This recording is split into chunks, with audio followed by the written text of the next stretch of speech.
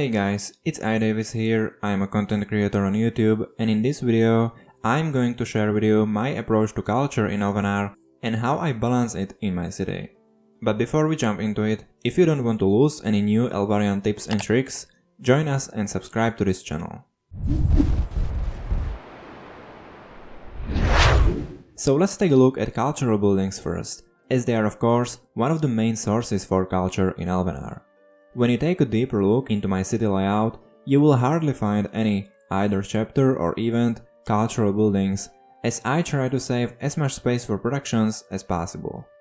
I do have winners rocks or other small gaps-filling cultural buildings in my city, but these are rather for the purpose of providing population than for the needs of culture. I consider these buildings to be a sort of static cultural support in my city, as they don't occupy a lot of space, and hence I don't need to focus on them when rearranging my city and upgrading to higher chapter. Next, we have several ancient wonders that not only provide culture, but also other useful benefits for your city.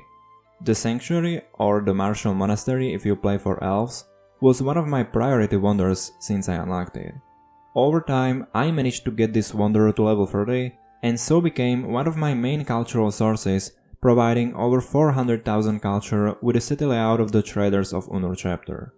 On top of that, it's also providing me with a 30% bonus for troops health, which comes very noticeable in both the Spire and tournaments.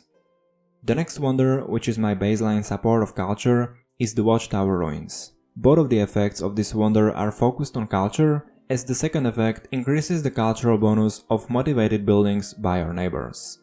This combination was also motivational for me enough to get it to level 30, together with the Thrones of the High Man, whose second effect is focused on ranking points, which I am interested in as well.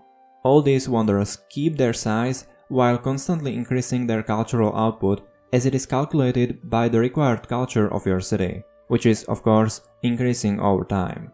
That said, placing these wonders and taking them as a priority resulted in me always having enough culture for any upgrades in the city I want to apply without the need of occupying too much space by additional buildings. It's always a good idea to have some additional cultural buildings in your inventory though, for any sudden need of supplies that should occur in your city. For example, I am a huge fan of tournaments, and I try to go as deep as possible in each tournament round. In the training process, I am training a lot of units in a short time, as I am doing it while my Brown Bears effects are activated, and I am skipping the units production with time boosters.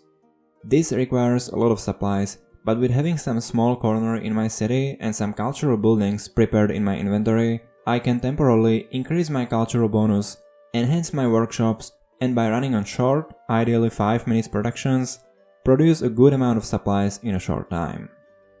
Another way to increase your supplies production and get even more out of just a few cultural buildings in the city finds a good use for the Prosperity Tower's Ancient Wonder, as this wonder increases the effect of Power of Provision enchantment and also extends its duration.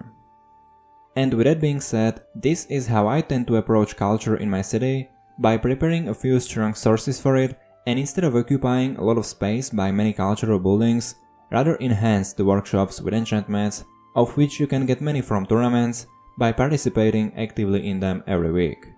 Do you have any other ways of approaching culture in your city? Share them in the comment section below. Thank you for watching, and I will see you guys in the next video.